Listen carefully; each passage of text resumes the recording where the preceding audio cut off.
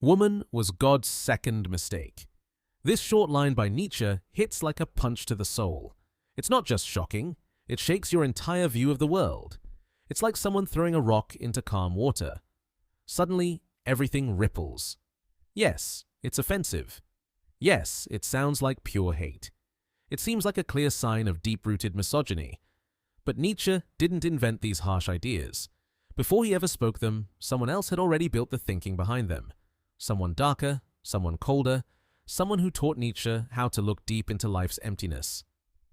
That man was Arthur Schopenhauer. Welcome to your inner mirror. Today we start one of our most difficult journeys, a path not many dare to walk. We're diving into the mind of one of history's most brutally honest philosophers, a man famous for being sharp, cold, and painfully truthful. Our goal? To understand one of his most controversial beliefs, what Schopenhauer really thought about women. Let's be clear, this won't be easy to hear. Schopenhauer's words are not warm or kind. They are bitter and harsh. He has been called a misogynist, and maybe he was. But here, we don't stop at easy labels. This is philosophy. And philosophy asks, what did he really mean? Why did he say it? Because maybe, just maybe, behind his cold words is a truth that is too uncomfortable for us to face. And to avoid it, we call it hate. Not because it's false, but because it's scary. We are not here to defend Schopenhauer. We are here to do something harder, to understand him, to explore his views not as cruel insults, but as the careful thoughts of a man who believed he had discovered the root illness in human life. To do that, we also have to look inside ourselves and ask, do his harsh words reflect feelings we've had, but never dared to admit? The heart of his philosophy. To understand what Schopenhauer said about women, we first need to understand how he saw life itself. He didn't see the universe as good, peaceful, or even reasonable. To him, life was not a divine plan. It was chaos. He believed everything was ruled by a blind, aimless force, a force with no logic, no mercy, no goal, a force that only wants one thing, to survive and repeat itself. This force he called the will to live. Everything you see, people, animals, nature, all of it is just the surface. Behind it all is this will. And we are not free. We are not choosing with reason. We are not in control. We are puppets, pulled by the strings of this will. Our passions, our dreams, even our love, they are not truly ours. They are tricks the will uses to keep life going. The will doesn't care if we suffer. It only wants life to continue. To Schopenhauer, life is suffering. He famously said, "Life moves like a pendulum swinging between pain and boredom." We suffer when we want something we don't have, but when we finally get it, the happiness doesn't last. Soon we get bored or feel empty. So we want something new, and the suffering starts again. We're like beggars who eat today only to go hungry tomorrow. Happiness, he said, is a mirage, a short illusion in a desert of pain. Turning to humanity. From this dark view of life, Schopenhauer turned his focus to people. And here, he made a bold claim. Men and women are not two versions of the same human being. They are different instruments used by the will to reach its one goal, survival. In his essay on women, he wrote things that still sting today. He said that women use less logic, live by short-term instincts, have a weaker sense of justice, and are better at deception. These words are harsh, no question, but to Schopenhauer, they were not said out of hate. They came from his philosophy, his belief in how the will shapes all life. To him, woman is the clearest example of the will's power. She is designed by nature for one mission, to continue the species. Her mind, her instincts, her purpose, all focused on one thing, life itself. Woman and the present moment. When Schopenhauer says that a woman lives only in the present, he doesn't mean she is silly. He means her job is to care for what is happening now. She's not supposed to think about abstract theories or the meaning of life. Her strength lies in her instincts. She is focused on home, children, survival, security. She's not chasing beauty or truth in some high-minded way. She's trying to protect her family. She's trying to build a safe, stable life. And Schopenhauer says, This isn't about morality. It's not good or bad. It's just how nature designed her. Man as a rebellion now comes the contrast. While the woman is made to fully serve the will, the man, according to Schopenhauer, is a rare exception. He is the one creature who can say no to the will. He can choose pain over comfort. He can give up safety for something abstract, like honor or truth or art. A man might go to war and die, not for survival, but for an idea. He might spend his whole life building something he'll never see finished, like a cathedral or a philosophy. In this way, the man can step outside the will's control, even if just for a moment. So what now? Schopenhauer's view of women is uncomfortable. It feels cold. It feels unfair. But in his mind, it wasn't about hate. It was about purpose. He saw all of life as being shaped by a hidden force, and to him, women were its purest messengers. Whether we agree or not, whether we feel hurt or not, one thing is certain. His words force us to ask questions we often avoid. And that is the true mark of philosophy. Not to comfort, but to awaken. SEO keywords naturally included Schopenhauer. Philosophy Schopenhauer. On Women Will, to Live Suffering and Happiness. Nietzsche and Schopenhauer, Gender Roles in Philosophy of Pessimism Life Itself. To Schopenhauer, woman wasn't just a human being, she was life personified. Not in the romanticized way we often hear, but in a raw, unfiltered sense. She was nature's hand, shaping destinies not with ideals or logic, but with biology, seduction, and reproduction.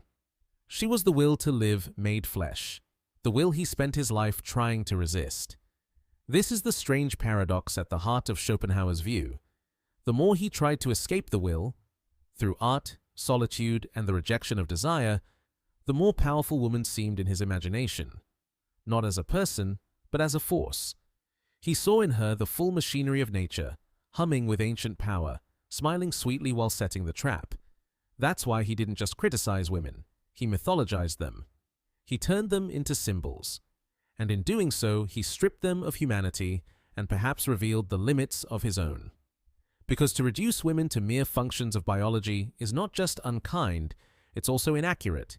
Women, like men, are capable of transcending their instincts, of creating beauty, truth, and philosophy.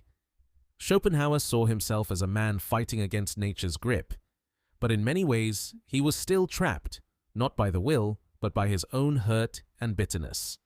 And this brings us to the heart of why understanding Schopenhauer matters. It's not to agree with him. It's not to defend what he said. It's to see what happens when philosophy loses its balance, when a brilliant mind turns its personal wounds into universal laws. It's a cautionary tale, a warning.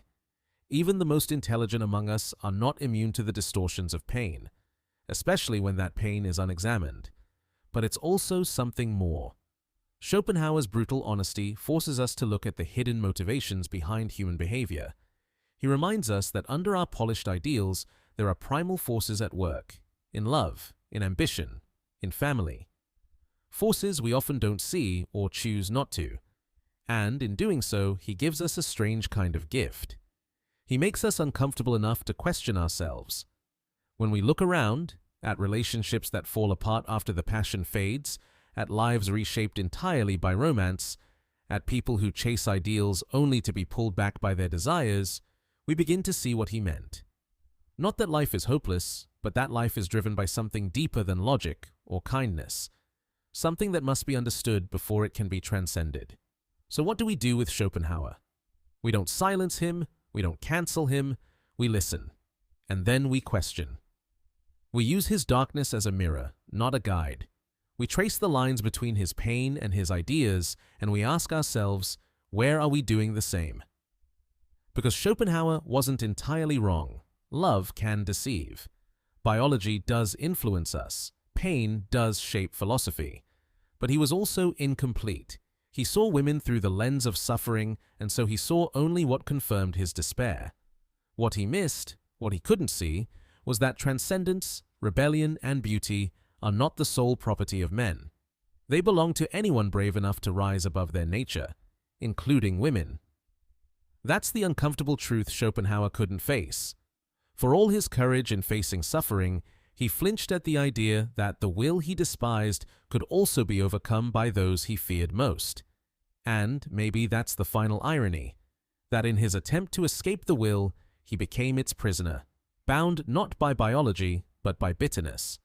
And so we are left with a challenge, to take what is true in his words without being swallowed by the darkness behind them, to confront our own hidden fears, especially the ones that hide behind intellectual certainty, and above all, to remember that philosophy, at its best, isn't about judgment or revenge. It's about understanding, even when the truth hurts, because only through understanding can we move beyond the pain, beyond the will, and into something freer, fuller, and more human. Welcome to the mirror. The power of desire and the man who knows his path. Schopenhauer saw women not just as individuals, but as a powerful force of nature, a force that works in silence, without logic, and yet controls men through desire. He believed that a man could create systems of thought, practice strong discipline, and try to free himself using reason, art, or philosophy. But then, a woman appears. She is beautiful, graceful, and full of life. She brings the promise of joy, love, and pleasure. And in that moment, something happens. The structure of reason begins to fall apart. The philosopher becomes an animal. The logical mind gets lost in emotion. This, for Schopenhauer, was not a rare event. It was a universal truth. In his view, a woman's power didn't come from physical strength or logical arguments. It came from something much older and more dangerous. The power of seduction. The power to make even the strongest man forget his path. To make him give up his purpose for a moment of pleasure. To make him trade his values for a sweet illusion. To Schopenhauer, she represented not just desire, but the prison of biology. And the man, the thinker who spent his life trying to escape this prison, saw in her its most powerful guard. This wasn't just bitterness, it was a deep warning, a truth he believed was hidden beneath everyday life, a truth many of us still ignore. Because when you stop and really think, Schopenhauer's warning isn't just something from the 1800s, it's happening all around us, even today. Think about this. A man finds purpose. Maybe it's in his work, his creative passion, his faith, or his role in society. It gives him direction. It gives him masculine energy that is focused and powerful. It guides him like the North Star. But then something changes. He meets a woman. He falls in love. And slowly, without noticing, he begins to let go of the path he was on. His purpose takes a back seat. His hobbies, his friendships, even his self-respect start to fade. He gives it all up for love. Now, love itself isn't the problem. The problem is the imbalance. The man stops being the captain of his own ship. He hands the wheel to someone else and becomes just a passenger. And in doing so, he gives up the very energy that made him attractive in the first place. When a man abandons his mission, his independence, his hunger for something higher, all that starts to disappear. He becomes needy, always seeking attention, always wanting to be close. He orbits around the woman like a lost satellite. And what happens next? The woman who once admired his strength and purpose begins to lose respect. Not because she's cruel, but because something important has changed. He is no longer rooted in himself. He is no longer whole. The love that was supposed to make him stronger actually makes him weaker. The relationship that was supposed to build him ends up consuming him. And so Schopenhauer gives us a hard truth. Don't trust desire blindly. Don't fall into the trap of your strongest emotions without thinking. Don't let beauty, charm, or pleasure make you forget who you are. Before you give in to those feelings, stop. Ask yourself, is this truly what I want? Is this a free choice? Or is nature speaking through me? Is this the will, this blind biological force, using me like a tool in its endless game? A game that doesn't care about my happiness, my soul, or my future? This isn't a message about rejecting love or becoming cold. It's about seeing clearly. It's about walking into relationships with open eyes. Because inside every man, there are two parts. One part is the individual, the one who wants to grow, learn, build, and create something meaningful. The other is the animal, the one programmed to chase pleasure, reproduce, and survive. The wise man isn't the one who kills the animal inside him. He's the one who knows it's there, who respects it but doesn't let it drive the car. He doesn't let his instincts control him. He chooses his actions with full awareness. When a man knows himself, When he knows his path and lives it with honesty, he can love in a way that is deep and powerful. But his love will not come from a place of need. It will come from a place of fullness. He will not chase a woman to complete him. He will invite her to walk beside him. She will be his companion, not his escape, not his destination. He will not abandon his own world to live in hers. He will welcome her into his world, because his world is worth sharing. And in that kind of love, there is something rare, something noble. It is not the surrender of a man to biology. It is the expression of a complete person. His value does not come from how much she loves him or how much attention she gives. It comes from the strength of his own soul, from his integrity, from his commitment to his truth. Schopenhauer's ideas are hard to hear. They feel dark and even painful. But that doesn't mean they're not valuable. Sometimes, the truths that hurt are the ones we need most. Because what if he's right? What if the emotions we trust the most, love, passion, desire, are sometimes just tricks played by biology? What if they are not messages from our soul, but whispers from the will trying to use us? If that's true, then real freedom begins when we stop listening blindly. It begins when we ask hard questions about what we want and why we want it. It begins when we build a strong center inside ourselves, a place that nothing outside us can shake. Not beauty, not rejection, not even love. This doesn't mean we must accept all of Schopenhauer's conclusions. We don't have to believe that life is only suffering or that the only answer is to deny everything. But we should hear his warning. A man without a clear purpose is vulnerable. He is easy to sway. He can be pulled into situations that destroy him, that take his energy, his time, and his self-respect. But a man with a mission, clear, strong, and true, can face any storm. He may fall in love, he may enjoy life deeply, but he never forgets who he is. This is the kind of freedom Schopenhauer wanted, even if he expressed it in a bitter way. Not just freedom from others, but freedom from ourselves, from our lowest impulses, our blind instincts, our inner animal. And so, I leave you with this. Hold your center.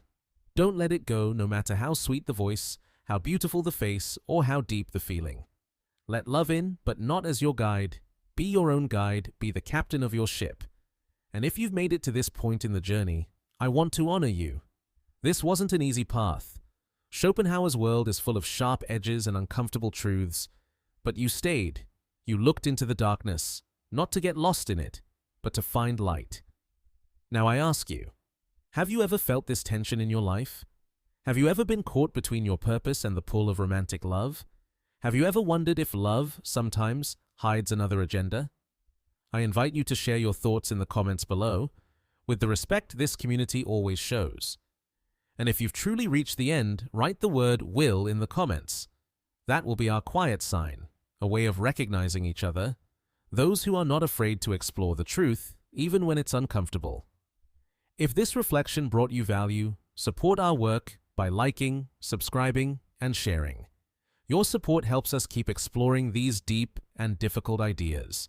And always remember, this is not about fearing women, it's about understanding human nature.